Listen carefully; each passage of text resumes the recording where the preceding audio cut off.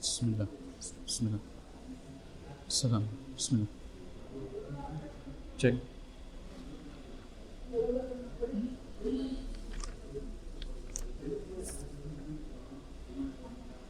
Assalamualaikum warahmatullahi wabarakatuh. Innal hamdalillah nahmaduhu wa nasta'inuhu wa nastaghfiruh wa na'udzu billahi min shururi anfusina wa min sayyiati a'malina. Man yahdihillahu fala mudilla lahu wa man yudlil fala hadiya lahu. Asyhadu an la ilaha illallah wahdahu la syarika lahu wa asyhadu anna Muhammadan 'abduhu wa rasuluhu la nabiyya ba'dahu. Qala Allah ta'ala ya ayyuhalladzina amanu taqullaha haqqa tuqatih wa la tamutunna illa wa antum muslimun. Ya ayyuhan nasu taqu rabbakumul ladzi khalaqakum min nafsin wahidah wa khalaqa minha zawjaha wa batha minhuma rijalan katsiran wa nisaa'a wattaqullaha alladzi tasaaluna bihi wal arham innallaha kana 'alaikum raqiba. Ya ayyuhalladzina amanu taqullaha wa qulu qawlan sadida yuslih lakum a'malakum wa yaghfir lakum dhunubakum wa man yuti'illaha wa rasulahu faqad faza fawzan 'azima. Amma ba'du fa inna asdaqal hadithi kitabullah wa khairal hadyi hadyu Muhammadin sallallahu alaihi wasallam wa syarral umuri muhdatsatuha fa inna kulla muhdatsatin bid'ah wa kulla bid'atin dhalalah wa kulla dhalalatin finnar. Alhamdulillah, segala puji hanya milik Allah Jalla Jalaluh, Rabb semesta alam yang senantiasa memberikan kepada kita curahan nikmat, anugerah serta kasih sayang, dan Allah Subhanahu wa taala senantiasa memudahkan kita untuk melaksanakan ketaatan kepadanya. Salawat dan salam tak lupa kita curahkan kepada junjungan kita Nabi Muhammad sallallahu alaihi wasallam, dan semoga salawat tersebut bersambung hingga kepada para kerabat beliau, kepada para sahabat beliau, dan orang-orang yang senantiasa mengikuti beliau sallallahu alaihi wasallam di dalam kebaikan. Ikhwatul iman rahimani wa rahimakumullah, melanjutkan pembahasan kita pada kajian Kamis Genap, ya, yaitu Fiqhus Sirah, kitab yang membahas tentang perjalanan hidup Nabi kita Nabi Muhammad sallallahu alaihi wasallam. Pada pertemuan sebelumnya kita telah bahas bagaimana cara dan upaya yang dilakukan oleh kafir musyrikin Makkah untuk menghalau dakwah daripada Nabi Muhammad sallallahu alaihi wasallam. Setidaknya mereka menggunakan dua cara. Cara yang pertama yaitu adalah dengan cara mencaci serta mengolok-olok Nabi Muhammad sallallahu alaihi wasallam beserta kaum muslimin ketika itu. Mereka mengganggu dengan lisan mereka, bahkan mereka tidak segan-segan mengancam Rasulullah sallallahu alaihi wasallam dan para sahabatnya jikalau mereka masih saja mendakwahkan tauhid di tengah-tengah orang musyrikin Makkah. Dan ancaman ini ya sebagaimana yang dirasakan oleh nabi-nabi sebelum Nabi Muhammad, di antaranya yaitu Nabi Nuh, ya, yang mana kaumnya itu senantiasa mengancam Nabi Nuh dengan mengatakan qalu la illam tantahi ya Nuh latakunanna minal marjumin.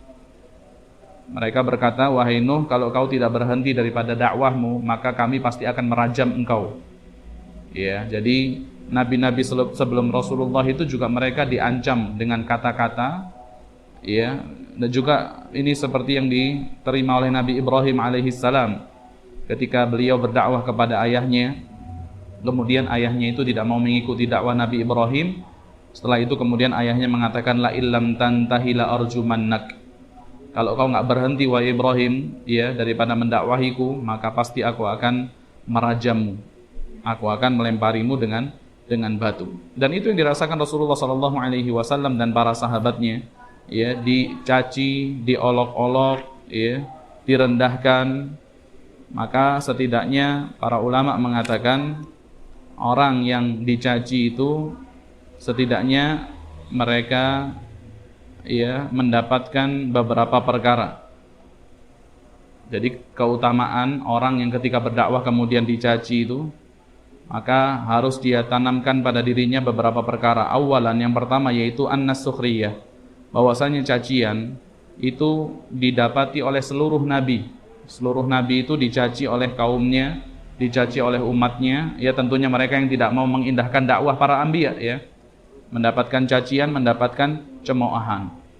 Adapun yang kedua, yaitu orang yang ketika berdakwah kemudian mendapatkan cacian, kemudian mendapatkan cemoohan, hendaknya dia al-iktsaru minal hasyi 'ala sabr. Hendaknya dia senantiasa mewasiatkan kepada dirinya untuk senantiasa bersabar. Untuk senantiasa bersabar dan memperbanyak ibadah kepada Allah Subhanahu wa taala, terlebih lagi ibadah zikir. Memperbanyak zikir, mengingat Allah Subhanahu wa taala. Kemudian yang ketiga, orang yang dicaci, ya, maka hendaknya mengetahui bahwasanya orang yang mencaci ini adalah orang yang bangkrut. Orang yang bangkrut, orang yang rugi. Dan dapat dipastikan orang yang suka mencaci itu adalah orang yang memiliki derajat yang rendah. Maka kalau kita dakwah kemudian dicaci, maka yang mencaci kita ini sudah pasti berada kedudukannya di bawah kita, dalam artian derajatnya rendah di sisi Allah Subhanahu wa taala, karena orang berdakwah kemudian dicaci sama dia. Maka di sini dikatakan fahdharin nuzul ila mustawahu. Maka jangan sampai kemudian kita berbuat bodoh, ya, ketika dicaci, kemudian kita balas caci, ketika dizalimi kita balas menzalimi, maka jangan sampai kemudian kita menurunkan derajat kita kepada derajat mereka yang mencaci kita. Kemudian yang terakhir, orang yang ketika berdakwah mendapatkan cacian, yaitu hendaknya dia merasa, ya, dan menyadari bahwasannya ketika dia dicaci, bahwasanya dia bukan merupakan satu-satunya orang yang mendapatkan kerugian ketika itu. Bukan satu-satunya orang yang mendapatkan cemoohan ketika itu. Kalau kita lihat di dalam Al-Qur'an, ya, pada surah At-Taubah, pada ayat yang ke-65, 66, di situ diceritakan Allah Subhanahu wa taala berfirman, "Wala in sa'altahum la yaqulunna innama kunna nakhudhu wa nal'ab." Jadi orang munafik itu suka mencaci sahabat Rasul, ya, suka mencemooh mereka. Maka Allah katakan wala in sa'altahum, dan jikalau engkau menanyakan kepada mereka wahai Muhammad, yaitu kepada orang-orang munafik, la yaqulunna innama kunna nakhudhu wa nal'ab. Pasti orang munafik itu akan mengatakan kami ini mencaci, mencemooh ini hanya main-main saja. Ya, hanya sendau gurau saja. Maka Allah Subhanahu wa taala katakan, "Qul abillahi wa ayatihi wa rasulihi kuntum tastahzi'un." Katakan wahai Muhammad, apakah pantas Allah, Rasulnya, kemudian ayat-ayat Al-Qur'annya itu dijadikan bahan cemoohan? Kalau kita lihat apa sebab nuzulnya ayat ini, ya, dikatakan di kitab tafsir, ya, di berbagai kitab tafsir bahwasanya sebab nuzulnya ayat ini yaitu surah At-Taubah ayat 65. Itu adalah perkataan orang-orang munafik yang mengatakan kepada para sahabat Rasulullah sallallahu alaihi wasallam, "Ma ra'aina arghabu butunan wala akdabu alsinatan wala ajbanu 'indal liqa'i min haula." Orang munafik itu ketika mencaci sahabat, mereka mengatakan kami enggak pernah melihat, ya, orang yang perutnya itu maju ke depan. Jadi dicaci sahabat itu perutnya pada maju ke depan.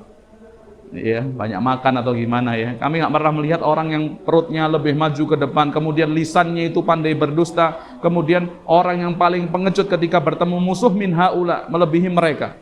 Ya, yang dikatakan mereka ini siapa? Sahabat Rasulullah sallallahu alaihi wasallam. Maka ketika sahabat Rasulullah dicaci, Allah Subhanahu wa taala yang membalasnya di dalam Al-Qur'an, Allah katakan abillahi wa ayatihi wa rasulihi kuntum tastahzi'un. Apakah pantas Allah, Rasulnya, serta ayat-ayatnya itu dijadikan bahan cemoohan? Karena ketika mereka mencaci para sahabat, maka sama saja ketika itu mereka mencaci Allah Subhanahu wa ta'ala. Ketika mereka mencaci para sahabat, sama saja ketika itu mereka mencaci Rasulullah sallallahu alaihi wasallam. Dan ketika mereka mencaci para sahabat, maka sama saja mereka mencaci ayat-ayat Al-Qur'an, yang mana orang-orang yang mengaplikasikan ayat Al-Qur'an itu adalah para sahabat Rasulullah sallallahu alaihi wasallam.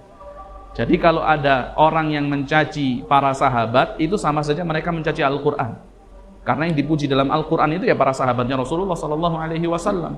Yang dikatakan Allah kuntum khaira ummatin, kalian adalah sebaik-baik umat ukhrijat linnas, yang dikeluarkan kepada manusia, itu ya para sahabatnya Rasul. Kalau mereka mencaci para sahabat Rasul, maka sama saja mereka sedang mencaci Al-Qur'an. Jadi kalau ada orang dicaci, jangan merasa oh dia sendirian dicaci, enggak. Ternyata Allah juga merasa terhina.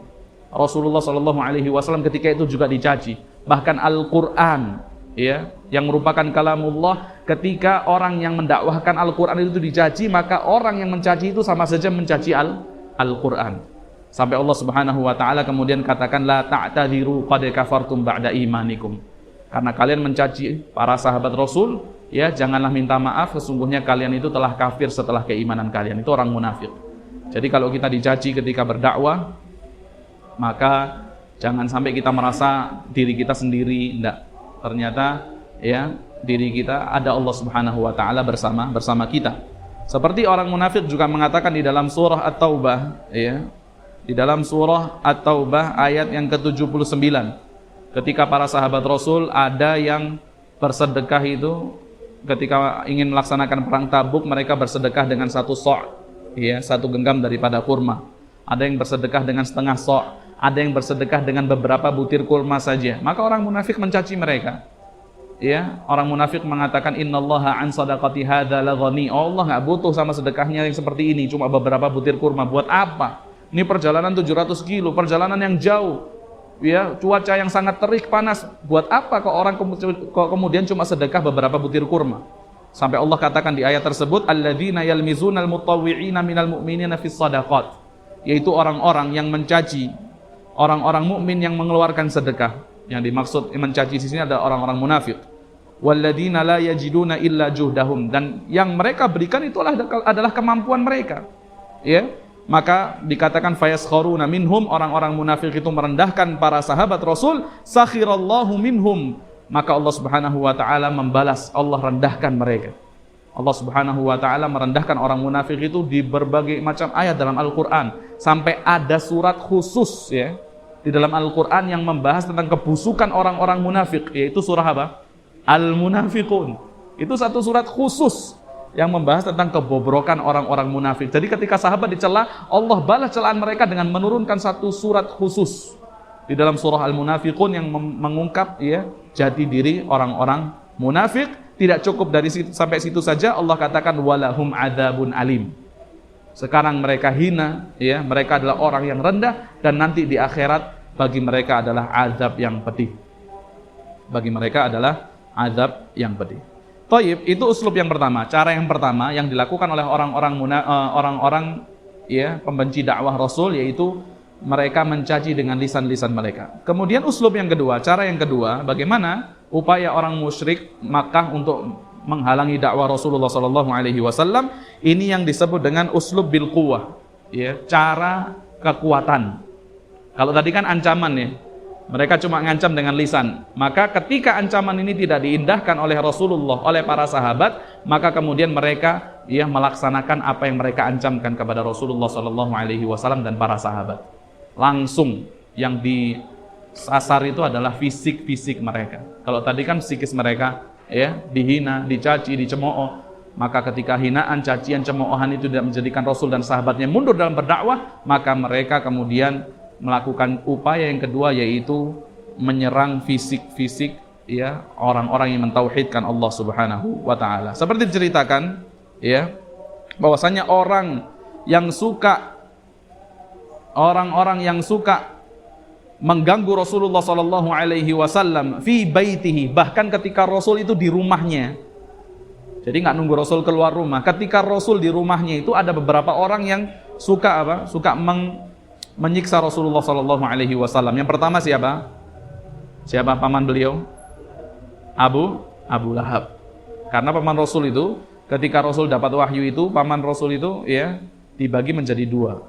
Ada yang dua itu musyrik, ada yang dua itu beriman. Kalau di Makkah itu ketika itu yang satu musyrik ganggu Abu Lahab. Yang satu masih musyrik tapi enggak ganggu, bahkan membela. Siapa? Abu Thalib. Yang satu musyrik juga, ya, kadang membantu tapi sering juga apa? Sering juga masih setengah-setengah, kadang dukung orang musyrik, kadang dia juga dukung Rasulullah, ya. Yaitu yang pamannya yang bernama siapa? Al-Abbas. Kalau Abu Thalib selalu berada di garda depan untuk menolong keponakannya. Kalau Al-Abbas ketika itu, ya, masih kadang duduk juga bersama kaumnya dari kalangan musyrikin, ya. Dan satu pamannya Rasulullah SAW yang ketika itu langsung beriman siapa? Jadi pamannya Rasulullah itu kalau bisa kita katakan dibagi dua lah ketika Rasul berada di Makkah ya. Ada 3 golongan lah. Yang pertama musyrik ganggu, yaitu siapa? Abu Lahab. Yang dua orang musyrik tapi nggak ganggu. Bahkan ada yang membela, yang senantiasa membela Rasulullah SAW, yaitu Abu Thalib dan Al-Abbas, ayah daripada Abdullah ibn Abbas. Kemudian yang golongan ketiga, yaitu seorang paman Rasul yang beriman, ya, yang bernama Hamzah. Jadi ketika Rasulullah SAW di rumahnya itu ada orang-orang yang memang datang itu untuk mengganggu Rasulullah bahkan di rumahnya. Siapa? Di antaranya yaitu Abu Lahab. Yang kedua yaitu Al-Hakam ibn Abil As ibn Umayyah.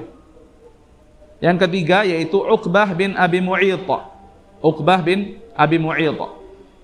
Yang keempat yaitu Adi ibn Hamra Ats-Tsaqafi. Yang kelima di sini dikatakan yaitu Ibnul Asda' Al-Hudhali. Ini semua adalah tetangganya Rasulullah SAW. Tuh.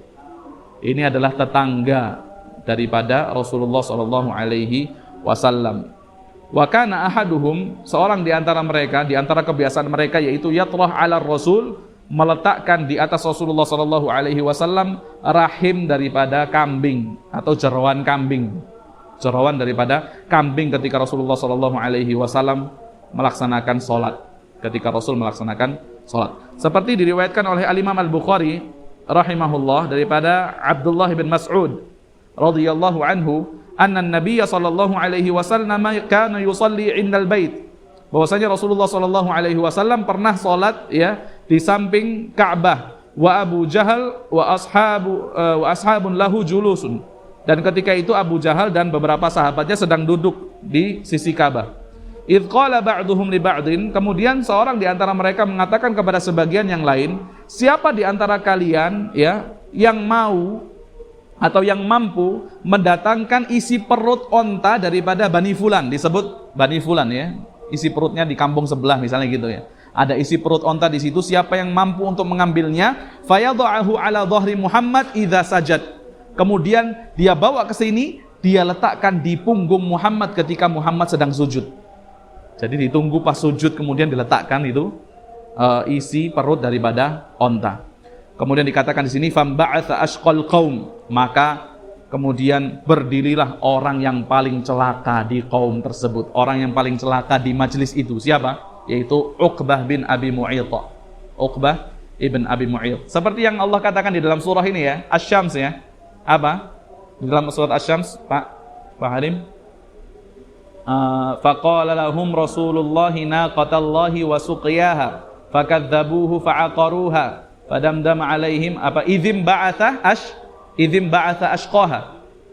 Jadi ketika Nabi Saleh ya dengan mukjizatnya itu seekor onta, yang mana onta ini sudah ditetapkan memiliki jadwal minum 1 hari, kemudian hari berikutnya jadwal minum yang dimiliki oleh kaumnya Nabi Saleh. Padahal mereka sendiri yang minta untuk dihadirkan apa mukjizat sebagai bukti tanda kenabian daripada Nabi Saleh. Maka Allah ya keluarkan seekor onta daripada sebuah batu yang besar. Maka Allah katakan laha syirbu walakum syirbu yaumin ma'lum. Bagi onta tersebut minum 1 hari dan kemudian hari berikutnya kalian yang minum. Gantian gitu loh ya. Gantian. Hari berikutnya lagi ontanya Nabi Saleh yang minum, hari berikutnya lagi kaumnya Nabi Saleh yang minum. Maka kemudian kaumnya Nabi Saleh tidak mau beriman kepada Nabi Saleh, padahal sudah minta bukti, sudah dihadirkan bukti, merasa terganggu oleh onta. Wah, ini onta banyak minum ini ya. Ini onta banyak minum, akhirnya kita nggak dapat jatah air. Maka kemudian mereka rapat gitu ya. Siapa yang mau untuk membunuh onta daripada Nabi Saleh? Mereka cari eksekutor. Mereka kadang sudah ada rencana tapi bingung cari eksekutor. Kadang yang sulit itu kan cari eksekutor ya. Kalau rencana kan gampang ya, betul nggak? Kalau rencana itu insya Allah semua punya rencana lah di kepalanya. Tapi kalau untuk eksekusi kita butuh orang yang berani. Ya. Maka Allah katakan idzim ba'atha ashqaha. Maka bangkitlah orang yang paling celaka di tengah-tengah kaumnya Nabi Saleh. Kemudian dia ngomong kalau dia sanggup untuk membunuh atau menyembelih ontanya Nabi Saleh. Kayak ketika itu juga seperti itu, ketika ini, ya. Ketika mereka rapat, kemudian ngomong ada isi perut onta di Bani Fulan, siapa yang mampu untuk mengambilnya dan meletakkan di punggungnya Muhammad ketika dia sujud melaksanakan sholat, maka famba'atha ashqal qaum, maka bangkitlah orang yang paling celaka di majelis tersebut yaitu Uqbah ibn Abi Mu'ayth, faja'a bihi, maka kemudian dia bawa itu isi perut daripada onta, fanadhara hatta sajadan Nabi sallallahu alaihi wasallam wa wada'ahu ala dhahrihi, maka ditunggu sampai Rasul itu sujud, maka kemudian sama Uqbah bin Abi Mu'ayth diletakkan itu di punggung Rasulullah sallallahu alaihi wasallam, faja'alu yadhakuna wa Rasulullah sallallahu alaihi wasallam sajid, maka kemudian mereka itu tertawa. Subhanallah, ya. Mereka itu tertawa puas, Rasul itu tetap sujud, Pak. Tetap sholat, tetap sujud, sampai kemudian datang putrinya yang bernama siapa? Fatimah. Fatarahathu an dhahrihi farafa'a ra'sahu, kemudian disingkirkan itu kotorannya, kemudian Fatimah mengangkat, ya, kemudian Rasulullah sallallahu alaihi wasallam baru mengangkat kepalanya. Maka ketika itu juga Rasulullah mengatakan, Allahumma alaika bi Quraisyin, sampai 3 kali, ya Allah, ya, aku serahkan Quraisy kepadamu. Maksudnya apa? Kalau mau turunkan adab, turunkan adab, ya Allah. Ya Allah, aku serahkan Quraisy kepadamu, ya Allah, ya, terserah engkau bagaimana engkau menghukumi orang Quraisy ini. Sudah keterlaluan ini. Nabi sholat diletakkan apa? Kotoran ataupun isi perut daripada onta. 3 kali, Pak. Fasyaqqa dzalika alaihim idda'a alaihim. Subhanallah, orang Quraisy ini sudah menzalimi Rasulullah. Ketika Rasulullah mendoakan keburukan untuk mereka, mereka itu khawatir, Pak. Paham ya? Jadi orang Quraisy itu ketika didoakan keburukan oleh Nabi, mereka itu takut. Takut apa? Benar-benar kejadian. Jadi mereka itu mendustakan Rasul. Di samping itu juga mereka membenarkan Rasulullah SAW, karena Nabi Muhammad itu kalau ngomong nggak pernah dusta. Kalau mereka ganggu, kemudian sudah keterlaluan gangguannya itu, maka Rasulullah mendoakan keburukan untuk mereka. Fasyaqqa dzalika alaihim idda'a alaihim, maka mereka ketakutan. Ya, ketakutan ketika Rasulullah mendoakan keburukan untuk mereka. Wa kanu yarawna anna ad-da'wata fi dzalikal balad mustajabah. Alasannya apa? Karena mereka itu yakin yang doa Nabi Muhammad orang soleh, orang baik. Kemudian doanya di mana? Ka'bah. Doanya di Mekah, di Ka'bah, di samping Ka'bah. Mereka mengatakan, wah, doa yang seperti ini pasti mustajab. Oh, doa yang seperti ini pasti apa? Mustajab. Masya Allah. Syukran jazakallah khair. Doa yang seperti ini pasti mustajab. Doa yang mengucapkan orang soleh, kemudian gimana mengucapkannya? Di Ka'bah, di sisi Ka'bah. Tsumma samma, kemudian nggak sampai itu saja. Rasulullah ketika mengatakan Allahumma alaika bi Quraisy, ya Allah, saya serahkan Quraisy kepadamu. Nggak cukup sampai di situ.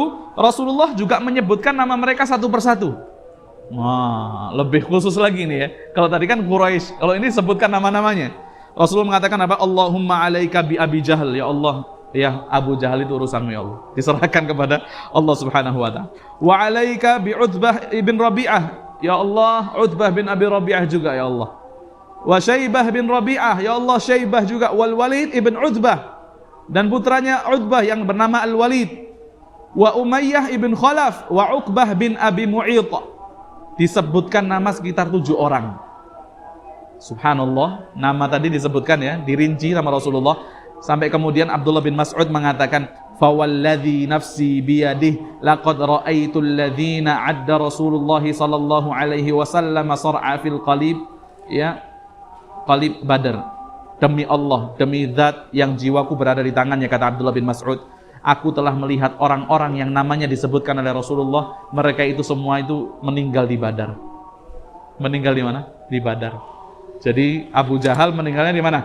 Di Badar. Ketika perang apa? Badar. Kemudian Uqbah bin Abi Mu'ayth, Utsbah bin Rabi'ah meninggalnya di Badar. Syaibah bin Rabi'ah, Al-Walid ibn Utsbah, 3 orang ini ya. Jadi Utsbah bin Rabi'ah, Syaibah bin Rabi'ah itu kakak beradik. Kemudian Walid ini putra daripada Utsbah. Yang mereka itu 3 orang yang pertama kali menantang duel.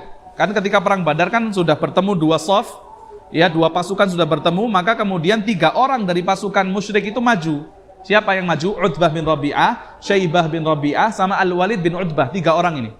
Jadi 2 bersaudara sama anaknya Utsbah, ya. Kemudian menantang, siapa yang mau menantang kami berduel? Sebelum peperangan dimulai itu biasanya mereka duel dulu. Kemudian yang maju di barisan kaum muslimin itu yaitu Hamzah, Ali bin Abi Thalib, satunya lagi saya lupa. Mereka kemudian duel. Subhanallah, 3-3-nya yang tadi orang musyrik meninggal semua. meninggal semua. Ya. Kemudian Umayyah bin Khalaf meninggal juga.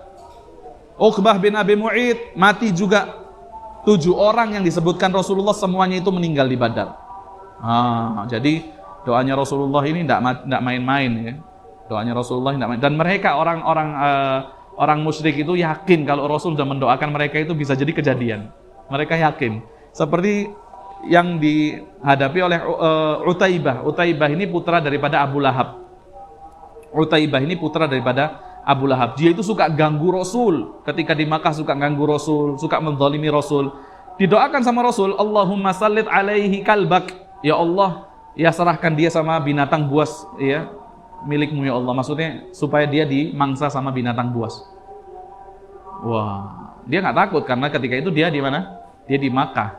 Dia di Makkah, nggak ada binatang buas di Makkah ya. Tapi subhanallah ketika Utaibah ini ingin berdagang ke negeri Syam, ya ini mulai ini ada perjalanan ya kan, dari Makkah menuju apa? Menuju Syam ini mereka melewati hutan juga, mereka melewati tempat-tempat yang ada binatang buasnya. Mulai ketakutan Utaibah, waduh ini jangan-jangan doanya Muhammad bakal kejadian ini. Dan Abu Lahab, ada satu riwayat Abu Lahab ketika melepaskan Utaibah mau berangkat ke Syam ini, Abu Lahab sampai seakan-akan tidak rela, jangan berangkat sudah, kamu ini sudah didoakan sama Muhammad, jangan berangkat. Tapi tetap dia berangkat. Subhanallah ketika di jalan, Utaibah sudah yakin juga nih, wah ingat dengan doanya Rasulullah SAW. Sampai dia di dalam satu riwayat mengatakan siapa ya yang bersedia untuk melindungiku daripada binatang buas.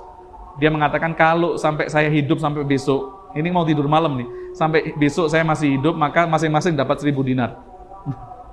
Kalau saya hidup sampai besok masing-masing dapat berapa?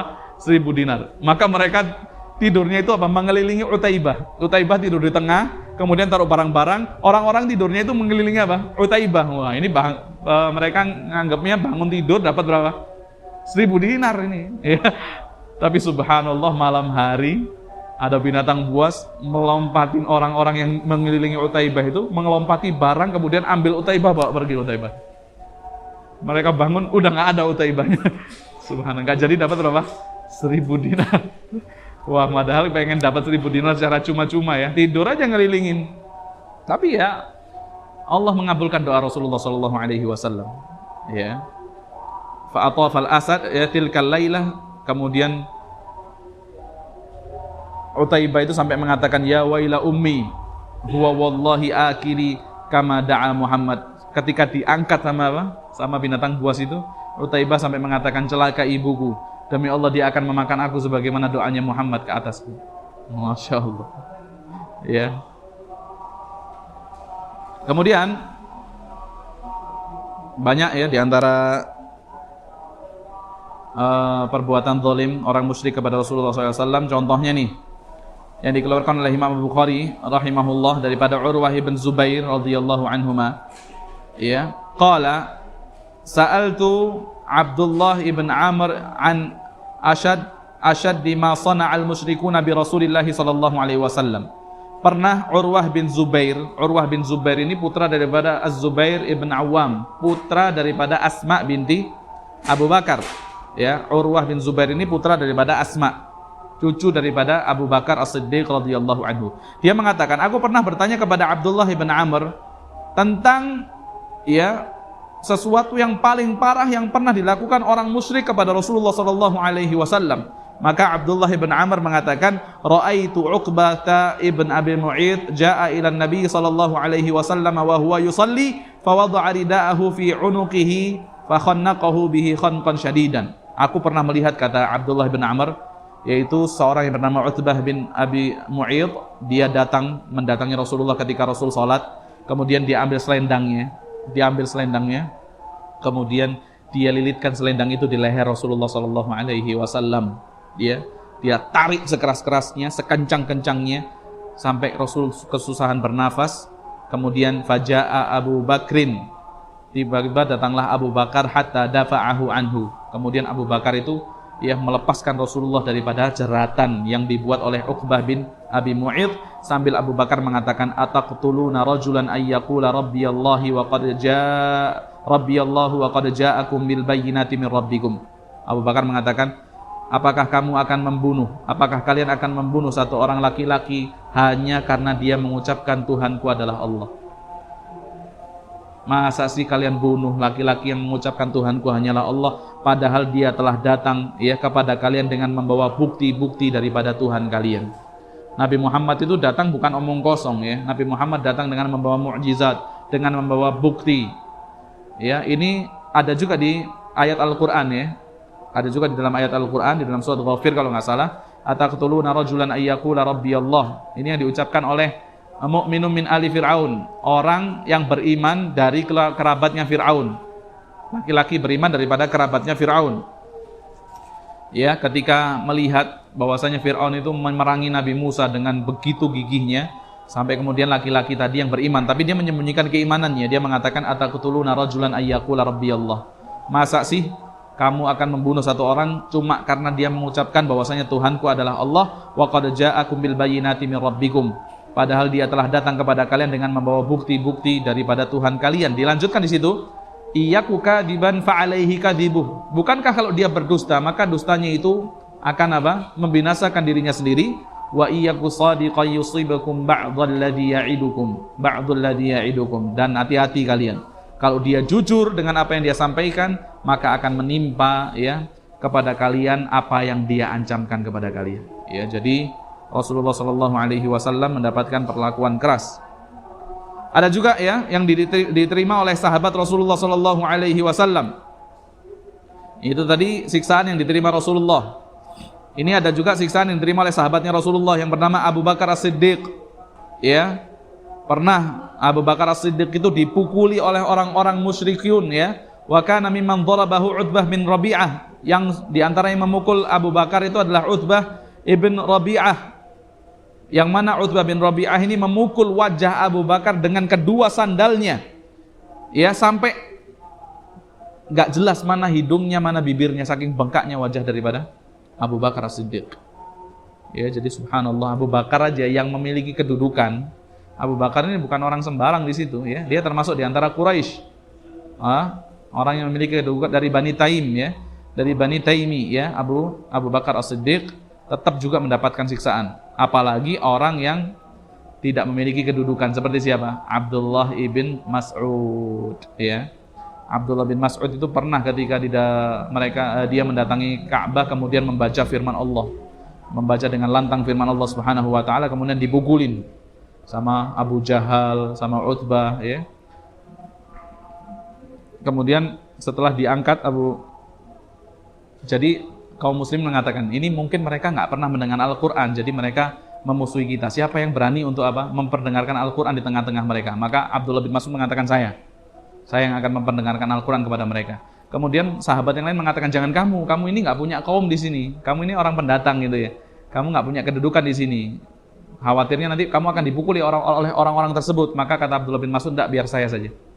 Maka kemudian Abdullah bin Mas'ud berangkat ke sisi Ka'bah, kemudian dia membacakan firman Allah dengan kencang, dengan suara yang lantang. Bener, dipukulin Pak, digebukin sampai pingsan, diangkat sama kaum muslimin. Ya, setelah siuman, ada yang ngomong tuh kan, ya, itu kan kami sudah bilang apa? Jangan kamu. Ya, kalau kamu pasti digebukin seperti ini, kata Abdullah bin Mas'ud. Kalau kalian mau saya besok saya baca lagi. Kalau kalian mau saya besok saya maju lagi, saya baca lagi. Kayak ketagihan Pak digebukin. Kalau kita kan kapok ya. Kalau Abdullah bin Mas'ud mengatakan apa? Tuh kan, akhirnya kamu digebukin kayak gini, kata Abdullah bin Mas'ud. Kalau kalian mau saya besok saya perdengarkan lagi Al-Qur'an kepada mereka. Subhanallah. Ada juga sahabat yang bernama Mus'ab ibn Umair. Masya Allah, ini orang yang kaya dulu Pak. Orang yang kaya, bergelimangan harta, bergelimangan di atas kenikmatan. Ketika ibunya mengetahui bahwa Mus'ab ibn Umair itu memeluk agama Islam, diusir dari rumah. Ya. Fa asbaha la yajidu ma yasuddu dan Mus'ab ibn Umair bahkan tidak memiliki apa-apa sampai tidak ada sesuatu yang dapat ia makan untuk menghilangkan rasa lapar yang ada pada dirinya, sampai dikatakan saking kelaparannya itu Pak, sampai kulitnya itu bersisik seperti kulitnya ular Pak. Masya Allah. Kita pernah nggak lihat orang kelaparan sampai kulitnya bersisik? Belum pernah ya. Paling enggak kalau antum kelaparan golong-golong aja gitu ya. Habis itu makan ya. Tapi ini Mus'ab ibn Umair ini apa? Sampai kulitnya itu bersisik, sampai badannya itu seperti apa? seperti busur panah, bungkuk. Ya, min syiddatil ju' karena terlalu lapar, ya. Karena belum lagi Bilal ibn Rabah, ya, kita sudah tahu ya kisahnya Bilal, ya, mendapat penyiksaan daripada tuannya yang bernama siapa? Tuannya Bilal ibn Rabah, Umayyah ibn Khalaf. Ada juga sahabat yang bernama Khabbab. Khabbab ini, Pak, dibakar punggungnya, Pak, sampai apinya itu mati karena apa? Kena lelehan lemak daripada dagingnya Khabbab. Jadi apinya itu hidup di belakangnya dia ini, di punggungnya dia. Kapan apinya mati? Ketika lemaknya itu sudah yang memadamkan api itu lemak yang ada di tubuhnya Khabbab. Subhanallah. Ya, bagaimana mereka mendapatkan siksaan itu? Kalau kita lihat ini kisah-kisah ini, ya subhanallah, ini dibakar seperti itu punggungnya, diletakkan di padang pasir, ya Bilal, ya, diletakkan batu yang besar. Masya Allah, ini adalah suatu siksaan yang sangat keras. Satu siksaan yang sangat apa? Yang sangat besar, yang sangat keras dihadapi oleh para sahabat Rasulullah Shallallahu Alaihi Wasallam. Maka apa yang dapat kita ambil pelajaran daripada kisah, ya, disiksanya Rasulullah dan para sahabatnya? Yang pertama, dengan membaca kisah itu tadi, Pak, yang pertama kita akan mengetahui betapa luas nikmat yang Allah berikan kepada kita. Ini saya ulangi, ya. Dengan membaca kisah tadi, Pak, kita akan semakin mengetahui betapa luas nikmat yang Allah berikan kepada kita. Karena alhamdulillah sekarang ini kita dapat beribadah dengan tenang. Antum duduk dengar kajian saja, ya, dapat air, dapat martabak, dapat pastel, betul enggak? Kalau dulu dengar kajian, ya, datang untuk mendengarkan dakwahnya Rasulullah sembunyi-sembunyi, nggak berani. Sebelum ketika dakwahnya Syria atau dakwah Jahiliyah yang pertama kali, itu mereka nggak berani kumpul-kumpul, ketahuan mereka nggak berani. Kelihatan kumpul-kumpul, kenapa? Karena pasti akan disiksa. Budak-budak itu ketika keluar daripada rumahnya, ya pelan-pelan supaya tidak mendapatkan siksaan sepulang mereka daripada majelisnya Rasulullah. Kalau kita subhanallah kajian, masya Allah, air ada, risol, kebab, martabak, ya, maka nikmat yang besar kita di negeri ini, ya, kita dapat berdakwah dengan tenang, mendengarkan dakwah dengan tenang. Maka alhamdulillah, ini nikmat aman ini harus kita jaga bersama, Pak. Nah, sampai Allah Subhanahu wa taala sebutkan salah satu di antara nikmat besar yang Allah berikan kepada orang Quraisy, apa? Nikmat aman. Nikmat aman, dan nikmat Allah Subhanahu wa taala berikan kepada mereka, ya, makanan yang luar biasa. Padahal mereka hidup di tengah padang pasir tapi tidak pernah kelaparan orang Quraisy itu. Allah katakan apa? Alladzi at'amahum min ju'in wa amanahum min khauf. Falyabudu rabb hadzal bait. Allah perintahkan orang Quraisy itu untuk beribadah hanya kepada Allah. Lantas kemudian Allah ingatkan, kenapa kok Allah layak disembah? Karena Allah alladzi at'amahum min ju'. Allah yang telah memberikan mereka makanan, ya, di saat mereka kelaparan, wa amanahum min khauf. Dan Allah yang telah memberikan kepada mereka nikmat berupa nikmat keamanan. Jadi orang Quraisy dulu itu sangat aman, Pak, hidupnya, Pak. Di saat orang-orang orang-orang Arab di Jazirah Arab ketika itu ketakutan, ya, karena mereka hidupnya tidak aman, banyak peperangan, kemudian banyak perampokan. Orang Quraisy itu masya Allah aman hidupnya. Maka nikmat aman ini adalah nikmat yang wajib kita syukuri, kita harus jaga bersama, ya. Jangan sampai kemudian kita membuat hal-hal yang justru akan menghilangkan nikmat aman tersebut, ya. Karena banyak di antara oknum-oknum yang kemudian, ya, mereka mengumpulkan massa, mencoba menghasut mereka untuk menyerang, untuk menjelek-jelekan pemerintah, ya. Maka yang didapatkan apa? Yang didapatkan adalah kesusahan. Setelah itu mungkin dakwah kemudian dibatasi, ya. Bisa jadi kemudian masjid-masjid ditutup karena apa? Karena sudah mulai pemerintah mengatakan, wah, ini sebab teroris ini berasal dari masjid. Bisa jadi seperti itu, ya nggak sih? Kalau banyak demo, dan subhanallah, orang yang ngajak demo itu kadang di masjid yang banyak gitu. Ayo kita kumpul di mana? Ayo kita besok kita bikin aksi, bla bla bla bla bla. Akhirnya kalau pemerintah atau seperti itu dibatasin kegiatan di masjid, dibatasin. Sampai saya punya teman, atau saya mendengar kisah, ya, bukan teman saya mengkisahkan ada temannya dari Libya. Ketika Muammar Gaddafi jatuh itu, ya, sebelum Muammar Gaddafi ketika jatuh itu, mereka kalau mau sholat itu nggak bisa di satu masjid yang sama. Jadi kalau sholat maghrib di Masjid Ar-Rayyan ini, ya, sholat isyaknya nggak boleh di sini lagi, Sholat isya-nya harus di masjid yang lain, sholat subuhnya besok masjid yang lain. Kenapa? Karena kalau dia ketahuan terus maghrib, isya, subuh, zuhur, asar di Masjid Ar-Rayyan, wah ini orang yang keras nih berarti. Orang yang kalau jaga sholat 5 waktu dikatakan teroris nanti, keras. Jadi ciri-ciri teroris itu apa? Orang yang nggak sholat 5 waktu. Ciri-ciri apa? Orang yang nggak teroris, ya. Itu orang yang nggak sholat 5 waktu. Ciri-ciri orang yang toleran itu apa? Orang yang Masya Allah tidak menggunakan jenggot. Kan sekarang ini ciri-ciri teroris seperti itu ya. Yang rajin ke masjid dicurigain, ya kan? Yang rajin yang pasang jenggot dicurigain. Kenapa? Karena memang kita yang membuat seperti itu. Sampai dikatakan kalau mau sholat itu tidak bisa di satu masjid. Maghrib di sini, isya di sini, supaya tidak diketahui bahwasanya dia ini adalah orang yang ya berdiri di atas sunnah, orang yang Masya Allah jaga sholat. Karena bisa jadi kalau orang sudah dekat sama agamanya maka akan melawan pemerintah, maka ditangkap orang ini. Kita di sini alhamdulillah mau sholat 5 waktu di Masjid Ar-Rayyan silahkan ya. Aman-aman saja, mau di masjid yang lain juga aman-aman saja, masih difasilitasi oleh pemerintah. Ini nikmat yang besar ya. Kemudian yang kedua, apa yang dapat kita ambil pelajaran daripada kisah disiksanya Rasulullah dan para sahabatnya?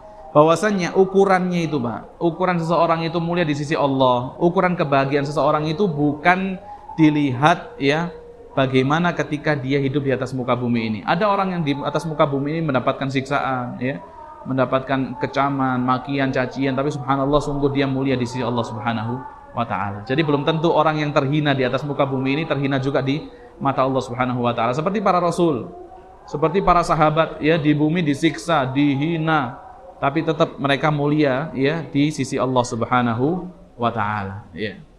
Karena orang kalau sabar ketika dihina, disiksa, dicaci, maka yang pertama dia akan mendapatkan ini, diangkat derajatnya oleh Allah Subhanahu wa taala, mendapatkan tambahan kebaikan, dihapuskan kesalahan-kesalahannya.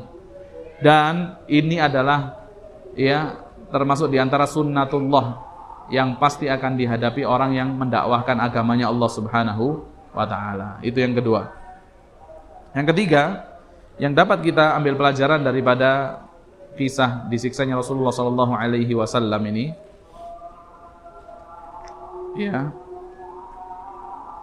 bahwasannya dengan bala, dengan ujian yang Allah Subhanahu wa taala turunkan kepada kaum muslimin, ia menghasilkan beberapa poin. Yang pertama, ya, yatamayyazul khabith minat thayyib, maka akan Allah Subhanahu wa taala ungkap ya, yaitu orang-orang yang imannya kuat dan orang-orang yang imannya lemah. Kalau imannya kuat itu masih tetap dia akan istiqamah. Ya, mau disiksa kayak gimana pun dia tetap akan istiqamah, seperti Bilal bin Rabah itu Masya Allah ya, ketika disiksa diminta untuk menghina Nabi Muhammad, dia tidak mau mengucapkan itu. Yang diucapkan cuma ahadun, tapi apa? Dia mendapatkan siksaan terus. Ada juga yang bernama Ammar bin Yasir, ketika dia disiksa oleh Abu Jahal, bahkan ibunya dan ayahnya itu dibunuh ya. Bahkan ibunya yang bernama Sumayyah itu termasuk di antara orang yang pertama kali mati syahid di dalam agama Islam, yaitu seorang perempuan, Mbak, Sumayyah. Maka Ammar bin Yasir ketika mendapatkan siksaan yang keras, maka dia kemudian mengiyakan apa yang diperintahkan untuk diucapkan oleh orang-orang musyrik. Setelah itu kemudian dilepaskan. Ketika itu Ammar bin Yasir kemudian menangis menghadapi Rasulullah SAW, menghadap Rasulullah, kemudian menceritakan perkaranya. Maka Rasulullah tanya, bagaimana kondisi hatimu ketika kamu mengucapkan sebagaimana yang mereka inginkan? Maka Ammar bin Yasir mengatakan, hatiku tenang di atas keimanan kepada Allah Subhanahu wa taala. Maknanya apa? Dia tetap beriman kepada Allah meskipun yang diucapkan itu apa? Ya hinaan kepada Allah dan Rasulullah SAW. Maka kata Rasulullah SAW, ya ucapannya itu tidak akan memudaratkan keimanannya. Ya, ucapannya itu tidak akan memudaratkan keimanannya. Kemudian justru karena siksaan diterima oleh kaum muslimin, ya, maka justru ternyata idza al-kufaril mu'minin yuhaqqiq aks muraduhum fahuwa yaj'alul iman yantashiru. Ya, jadi siksaan yang diterima kaum muslimin justru menjadikan iman ini menyebar, Pak. Menjadikan Islam ini menyebar. Contohnya apa? Kasus pertama, kan sahabat itu disiksa ya di Makkah, kemudian Rasul mengizinkan mereka untuk berhijrah, betul nggak? Hijrah pertama kemana? Ke Habasyah. Ke Habasyah ya. Sahabat 80 orang lebih hijrah ke Habasyah. Subhanallah, yang hijrah ke Habasyah itu justru menyebarkan agama Islam di Ethiopia sana, di Habasyah sana. Kalau mereka nggak diganggu, kalau mereka nggak disiksa, mereka kira-kira keluar nggak dari Makkah? Nggak mungkin kan? Tapi gara-gara disiksa, gara-gara diganggu, maka mereka keluar, mau nggak mau harus keluar untuk menyelamatkan keimanan mereka, menghindari gangguan, pergi ke negeri yang jauh, masuk ke negeri Habasyah. Justru di negeri Habasyah itu banyak juga yang masuk Islam gara-gara sahabat datang ke sana. Tuh kan, tujuannya menyiksa itu apa? Supaya Islam tidak berkembang, betul nggak? Tujuannya menyiksa supaya Islam tidak menyebar. Tapi gara-gara mereka menyiksa, justru Islam makin berkembang, justru di tempat yang jauh sampai Islam di sana, ya. Kemudian ada juga satu orang yang bernama Tufail Ibn Amr Ad-Dusi, ya. Rajulan syairan syarifan, adalah seseorang yang penyair, seorang yang mulia, ya. Pernah suatu ketika dia datang ke kota Makkah, ya. Ketika itu Rasulullah sedang berdakwah di kota Makkah, maka kemudian ketika orang Quraisy itu melihat bahwasanya Tufail Ibn Amr telah datang ke kota Makkah, maka mereka itu memberi wasiat atau mewanti-wanti kepada Tufail Ibn Amr agar tidak mendengar dakwahnya Rasulullah SAW. Hati-hati kamu sama satu orang namanya Muhammad. Nanti kalau dia dakwah sama kamu, takutnya nanti kamu ikut nanti, ya. Kamu ikut dakwahnya Muhammad. Dikatakan ada seorang yang penyihir, ya. Ada seorang penyihir, farraqa bainar rajuli wa abih, yang kerjaannya itu memisahkan antara anak dan bapaknya. Yang kerjaannya itu memisahkan saudara dari saudaranya. Maksudnya kalau orang sudah masuk Islam anaknya kan biasanya pisah sama bapaknya gitu, ya. Maka dikatakan itu adalah perbuatan penyihir, ya. Maka kemudian kata Tufail, saya ini adalah orang yang cerdas. Saya tidak akan terpengaruh dengan apa yang diucapkan Muhammad. Kalau memang itu ucapan keburukan, saya akan dapat menimbang ucapan itu, ya, tidak akan terpengaruh dengan ucapan Muhammad. Maka semakin dia dilarang untuk mendengar dakwahnya Muhammad, semakin dia pengen mendengar dakwahnya Muhammad. Semakin penasaran, apa sih yang kayak gimana sih dakwahnya, ya. Maka subhanallah, dia mengatakan dalam hatinya, ini sesungguhnya saya ini adalah seorang yang pandai, saya ini adalah penyair. Maka kalau saya dengarkan Muhammad, kira-kira nggak mungkin saya itu terpengaruh dengan ucapan Muhammad. Maka kemudian dia dengarkan apa yang diucapkan Nabi Muhammad SAW, ya, sampai kemudian dia beriman kepada Rasulullah SAW. Jadi yang menjadikan Tufail bin Amr ini pengen mendengar dakwahnya Rasulullah, itu tadi, hati-hati, jangan dengar, hati-hati, ada orang penyihir bla bla bla. Dia malah justru pengen dengar, betul nggak? Dia pengen kemudian mendengar dakwahnya Rasul. Sampai Tufail bin Amr mengatakan kepada Rasulullah, ya Muhammad, inna qaumaka qalu li kadza wa kadza. Wahai Muhammad, sesungguhnya kaummu mengatakan kepadaku seperti ini, seperti ini, seperti ini. Coba, aku mau dengar apa yang kamu ucapkan. Aku mau dengar wahyu yang turun kepadamu.